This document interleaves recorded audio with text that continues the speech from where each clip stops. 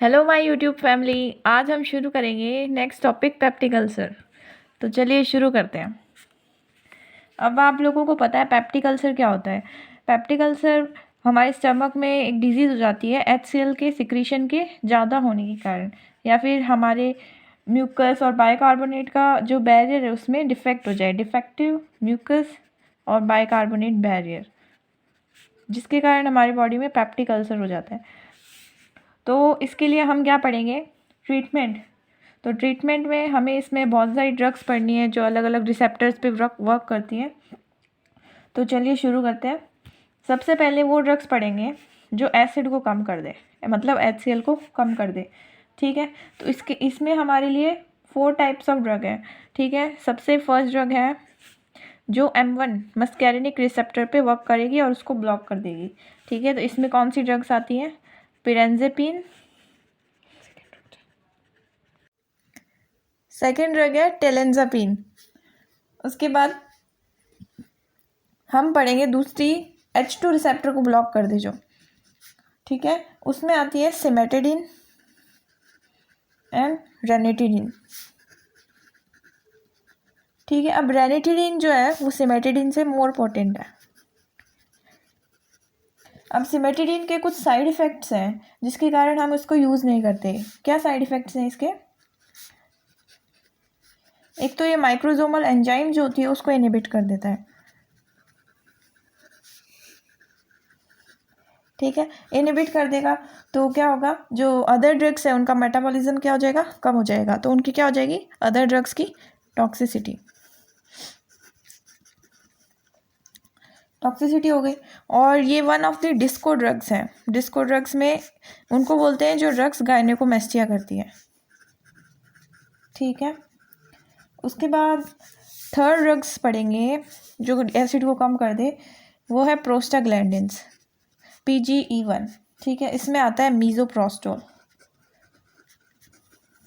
ये प्रोस्टाग्लैंडिन्स खुद ही एसिड को कम कर देते हैं, तो इनको हम डायरेक्ट यूज़ कर सकते हैं। ये एसिड को कम कर देते हैं और म्यूकस और बाइकार्बोनेट का जो सिक्रीशन है उसको बढ़ा देते हैं, और ब्लड फ्लो, जो म्यूकोजल ब्लड फ्लो है उसको भी बढ़ा देंगे।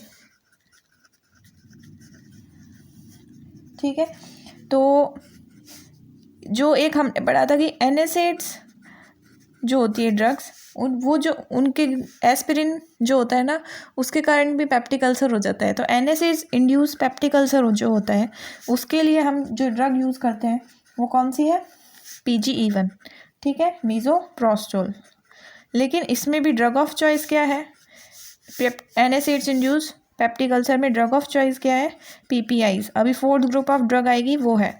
ठीक है, अब ये मीज़ोप्रोस्टोल है ना, इसके कुछ टॉक्सिक इफ़ेक्ट्स हैं, जैसे कि टॉक्सिक भी है और इसके कुछ साइड इफ़ेक्ट्स भी हैं, जैसे abortion, diarrhoea, abdominal pain, others.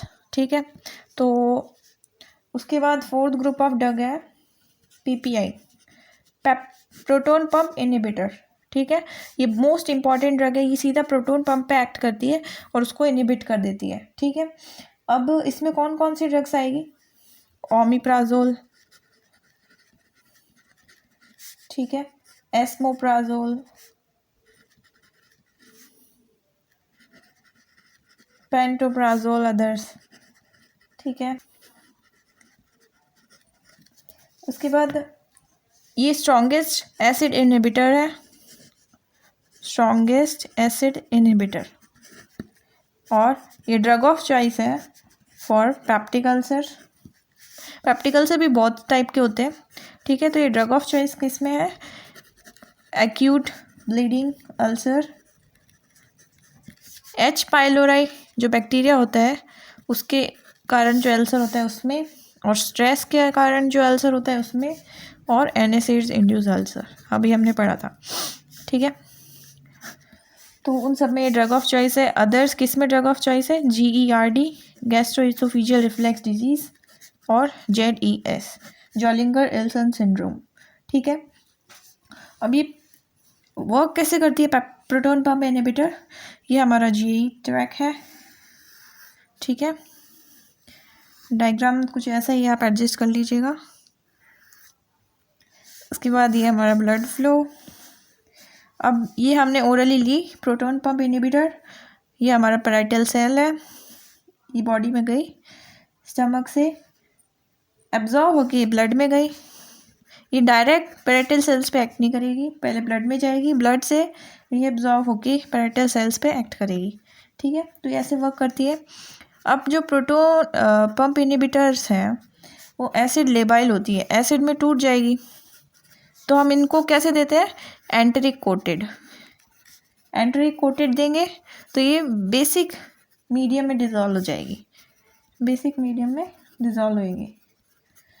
और ये जो पीपीआईज हैं ये प्रो ड्रग्स हैं, मतलब प्रो ड्रग्स मतलब ये इनएक्टिव फॉर्म में होती है और एक्टिव कहाँ होती है, एक्टिव हो जाती है एसिडिक मीडियम में। ओके, उसके बाद ये परमानेंट इनहिबिट कर रही है प्रोटॉन पंप को, तो ये क्या है, इरिवर्सिबल। हम एक ड्रग अगर लेंगे तो पूरे 24 आवर्स तक वो वर्क करेगी। ठीक है, उसके बाद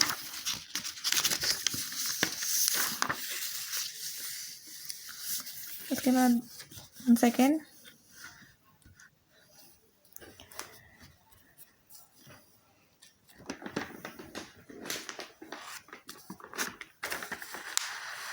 हाँ, अब पीपीआई के कुछ साइड इफ़ेक्ट्स हैं।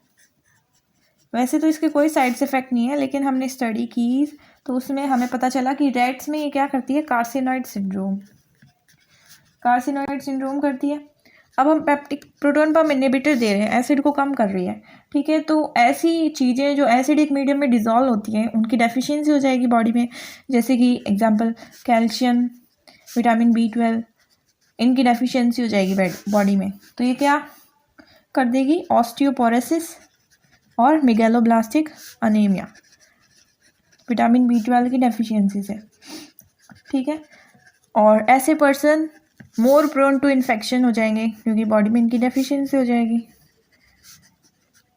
ठीक है, उसके बाद आती है, ये तो वो 4 ड्रग्स थी जो एसिड को कम कर देती है। दूसरी ग्रुप ऑफ ड्रग है एंटासिड्स। ये क्या करती है, प्रॉम्प्ट पेन को रिलीफ कर देती है। इसमें आती है magnesium hydroxide and aluminium hydroxide. Magnesium hydroxide क्या करती है, डायरिया, और ये होती है फास्ट एक्टिंग। और एल्यूमिनियम हाइड्रोक्साइड करती है कॉन्स्टिपेशन, और ये होती है स्लो एक्टिंग। तो हमने क्या किया, इन दोनों को मिला के दिया, तो इसका तो क्या आ जाएगा, फास्ट एक्टिंग वाला वर्क, और इन दोनों का डायरिया और कॉन्स्टिपेशन आपस में रिजॉल्व हो जाएगा। ठीक है, तो ये कंबाइंड यूज़ करते हैं हम। ये तो है नॉन सिस्टेमिक एंटासिड्स, एक होते हैं सिस्टेमिक एंटासिड्स। वो क्या होता है, सोडियम बाइकार्बोनेट, सोडियम सिट्रेट। ठीक है, थर्ड ग्रुप ऑफ ड्रग है अल्सर प्रोटेक्टिव, जो अल्सर को प्रोटेक्ट करती है। उसमें आती है सबसे पहले सुक्रालफेट। ठीक है, ये कैसे काम कर रही है, ये पॉलीमराइज करती है एसिडिक मीडियम में, pH 4 एसिडिक मीडियम में पॉलीमराइज कर जाएगी। तो अब इसका कंपोजिशन क्या है, aluminium hydroxide plus sulphate sucrose sorry. और हम इसको देते कैसे, ओरली, एम्प्टी स्टमक। सेकेंड इसी में अल्सर प्रोटेक्टिव में कॉलोइडल बिस्मिथ सबसिट्रेट।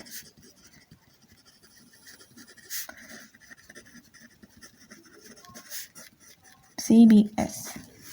ठीक है, अब ये एसिडिक मीडियम में वर्क करी थी, तो हम इसको कभी भी एंटासिड्स के साथ नहीं देंगे, not given along with antacids.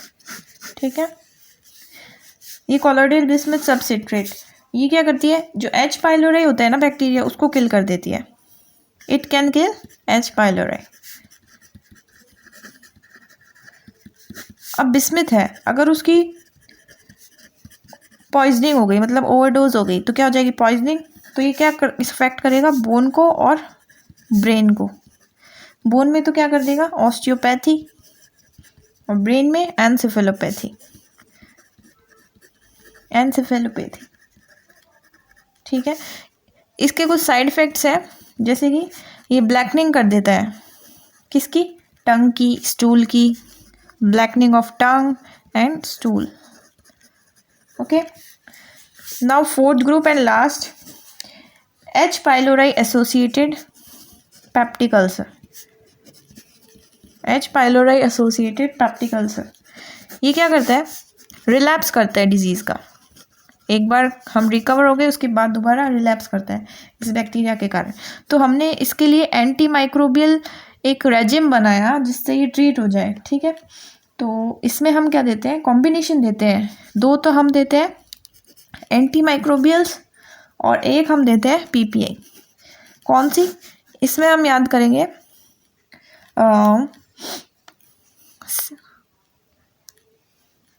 2 anti microbial and एक प्रोटॉन पंप इनहिबिटर है। ठीक है, तो इसमें हम दे रहे हैं सी से हम देंगे, एक ट्रिक होती है CAL, या फिर आप इसको जैसे भी याद करें। तो सी से हो गया clarithromycin, clarithromycin,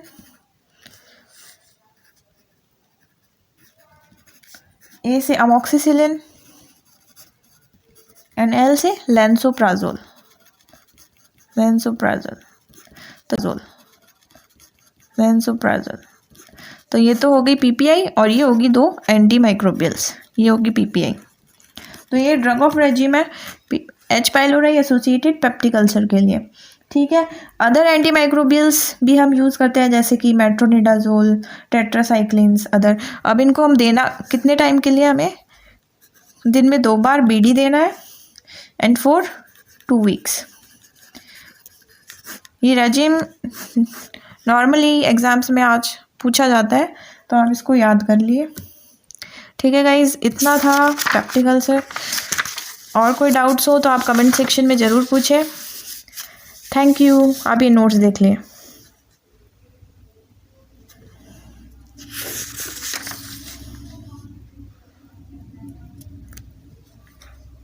Thank you guys, please like and support.